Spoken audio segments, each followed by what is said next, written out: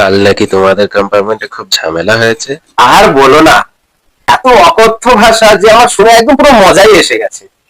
আমি তো সঙ্গে সঙ্গে কানের হেডফোনটা খুলে নিয়ে এগিয়ে গেলাম। আমি বললাম, আর একটু বেশি করে বলো। মানে ট্রেনে এই কাজে যেতে যেতে যে বোরিং ফিল হচ্ছিল না, সেটা তো একদম পুরো পুরো আনন্দে ভরে গেল মনটা। কি কারণে ঝামেলাটা হলো? আরে সিট দখল নিয়ে। মানে একজন অনেকক্ষণ থেকে সিটে বসে আছে, আর একজন এসে অভিযোগ, তুমি কেন বসে থাকবে, সেটাই নিয়ে ঝামেলা। মানে ভাষা ভাষা সাহিত্যের দক্ষ একদম। মানে এই অকথ্য ভাষা দিয়ে একটা পুরো বিশাল বড় উপন্যাস লিখে ফেলতো।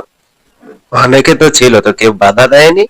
হ্যাঁ, অনেকে বাধা দেওয়ার চেষ্টা করেছে যে তোমরা ঝামেলা করো না, কেন ঝামেলা করছো ট্রেনের মধ্যে। আর একজন পাশ থেকে এসে বলছে, হাত থাকতে মুখে কেন। তুমি কি করছিলে? আমিও গেছিলাম, যারা ছাড়াচ্ছিল তাদেরকে আটকে দিলাম। কেননা ট্রেনে যেতে যেতে যে বোরিং ফিল করছিলাম, কতক্ষণ আর ট্রেনে যেতে যেতে ফোন ঘাটবো, একটু দেখি মজা নিই। তারপর তো দেখি যারা গেটে দাঁড়িয়ে থাকে, মানে মাঝে স্টেশন থেকে উঠতে দেয় না, তারাও দেখি গেট ছেড়ে দিয়ে ভিতরে চলে এসছে। দাদাকে বসতেই দিতে হবে, মানে সব এক গ্রুপে তো।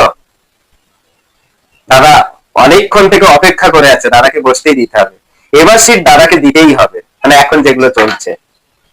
আর এদিকে কিছুজন আছে দেখছে, মানে মজা নিচ্ছে, এমন ভাবে মজা নিচ্ছে যে যেদিকে দল ভারী হয়ে যাচ্ছে ঠিক সেই দিকে পাল্টি খেয়ে যাচ্ছে। পাল্টি খেয়ে গিয়ে তো আপনার ভুল, আপনি এতক্ষণ বসে আছেন। কিছুক্ষণ আগে তারা কিন্তু যে বসেছিল তার হয়ে কথা বলছিল, না উনি প্রথম থেকেই বসে আছে, উনি বসে যাবে, তোমরা বলতে পারো না।